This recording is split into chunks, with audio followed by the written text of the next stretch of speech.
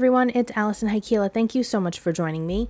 A lot of standalone die sets may often have some smaller dies that can be used for a lot of different things, and I'm going to show you one of those things that you can do today. I have the really beautiful Peace Dove die set that is from Spellbinders. It was created by Stampendous, but it's made by Spellbinders, and you can see that there's some really pretty pieces here. A couple of doves, a couple of words, you have that large tree shape, but we're going to focus on the foliage for now. We'll be using one of the doves later, but I've got some brown cardstock that apparently must have been in the sun or something because the color is wonky on some of it, so I decided this is a great way to start. We're going to use our dies to create a stencil. So I'm applying these dies to this cardstock, and I'm going to use some tape. You can use washi tape, you can use whatever you've got, and just lay those dies on there, tape them down, and then we're going to run it through our die cut machine. This is a fairly quick process, but you do have to repeat the steps a number of times because obviously we're not going to be able to fill that entire piece of cardstock all in one pass with the amount of dies that we have at least. So now I'm going to just remove some of this here, and if you tear the cardstock a little bit because of the tape, don't worry about it. We're just using this as a stencil. You can potentially use the backside later on for a different card if you want to, but I'm not really worried about that at this point. I'm just going to remove these pieces. Now don't throw these pieces away either because you can totally use those for another card. Again, we're not doing that today, but you can absolutely save them and use them later on. So you might want to keep that in mind when you choose whatever cardstock you decide to use. So you see how I touched the corner there? You want to make sure that your dies, no matter what shape they are, they don't cut off your corners. Okay, you see how I'm trying to space it so that there's a little bit of a gap around the edges so that it doesn't chop off that corner, because then we have to contend with that, and we'd have to stick the corner on somehow, and when we get to inking and all of that, you'll see what I mean, but you just want to be careful that you have a bit of space. Going off the edge is fine, but you don't want to get so close to the corners that they get removed, okay? So now I'm going to run this through again, and we'll have continued our pattern a bit, and look at how pretty that looks already. Really, you can use this panel the way it is. But again, I want to show you some ways that you can really stretch your dies. So we've got a number of techniques that we can do all with these pieces that we're creating, but we're going to just focus on one today. And if you like that, let me know. We'll see if we could do another one like this. So now we have this really pretty panel. And again, it looks good just like that. But I've got some of the new VersaFine Clairs. We have Spruce and Avocado. And I've got a piece of Ivory cardstock that I'm working with. And first I'm going to tape that Ivory cardstock down. I want to make sure that I don't have the tape kind of encroaching onto the areas that we're going to be working with. Taping it again at the bottom. These pieces are a little fiddly. You can see that in between some of those leaves they're kind of fiddly. If you want to use pixie spray, you can give it a try, but with the technique that we're using to apply the ink, I didn't find it to be necessary. Guys, I'm just using a cosmetic sponge. If you've got sponge daubers or those pouncing tools, by all means go for it. Cosmetic sponges are cheap. They're easy to store. I give each VersaFine Clair its own sponge, and I put them in little tiny Ziploc baggies, and I label them so that I know which one is which, and I don't kind of get any colors contaminated on another sponge. And just using a pouncing motion up and down, you can easily apply the color and get really beautiful results. If you want to ink blend, by all means do that. But again, some of these pieces are a little fiddly in between the leaves, and I really didn't want to mess with that. But doing this pouncing motion gives you a really soft, lovely look. I'm going in with the spruce now, and I'm not worried about like where the light is coming from, or if I have the right side all darkened or the bottom all darkened. It doesn't matter. We're just kind of playing around with these colors, adding some faux dimension and some more interest by just using a second color instead of keeping it all flat. And again, using the cosmetic sponge gives a really soft, very pretty look, and you're going to see that in a moment. I'm going to lift this up. Look at that. Isn't that pretty? I really like that, and it takes no time at all. It's easy on the hands and fingers, so I hope that you give that a try. So now I have fireworks spray in Cottage Ivy. This has a shimmery mica in the bottom, and you have to make sure that you shake it up really well. And I'm going to just unscrew the cap and just splatter the heck out of this background. You can skip this step if you don't want to use it. I thought it added a little something extra to it, and I really like the shine that the fireworks spray gives. There are other products on the market that have a shimmer to them. You could even use shimmery watercolors if you want to. But I like the fireworks spray because of the colors that they come in and the ease of use, because a little shake, a little tap, and you're good to go. I used my tool here just to speed along the drying process because I am impatient. And then I took the largest dove and its accompanying wing, and I cut it out of a pure white cardstock. This is Accent Opaque 100 pound. This is what I use for my card bases.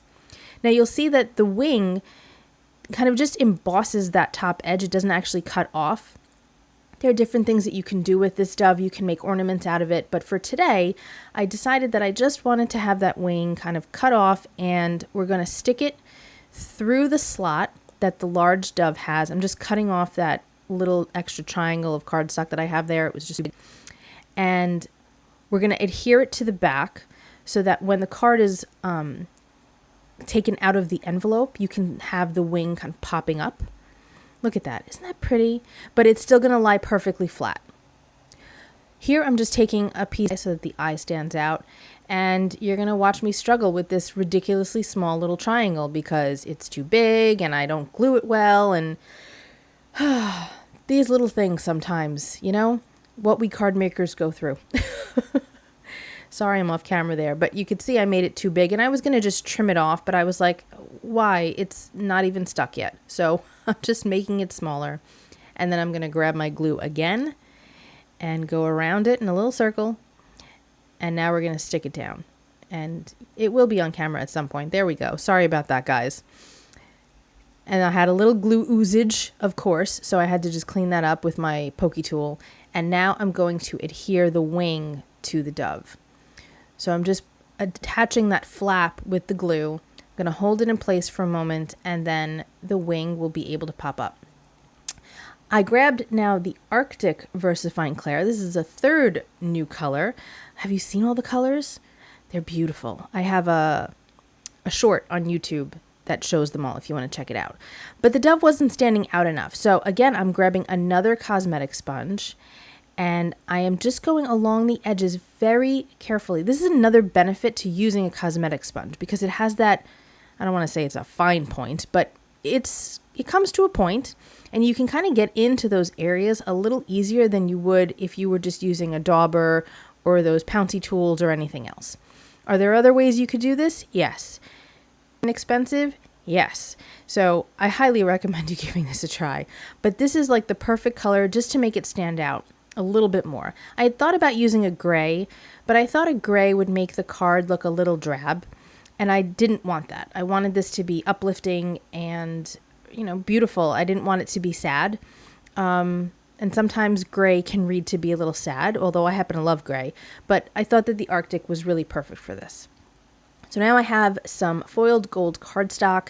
This is from Michael's Recollections collection, and I just cut out one of the leaves with the gold and the piece.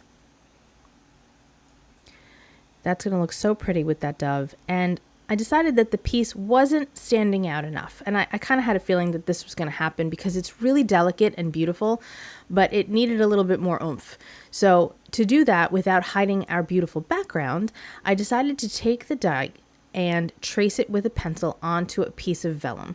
This is such a great way to create a shadow layer for any of your word dies if you don't have a shadow layer. You just go around it with a pencil and then fussy cut it. And I know a lot of people don't like to fussy cut, but this is not something that takes super long. You don't have to be totally perfect. It's just to give you a nice shadow. So I'm going to carefully go around, and you could see that I'm holding the scissor in my right hand as I am right-handed, and I don't move the scissor much at all. What I do move is my left hand, and you can see that that's what's controlling everything. The left hand is just helping to move the paper, or vellum in this case, around so that I can get those scissors to cut properly. I'm just using a mono eraser from Tombow to erase those pencil lines.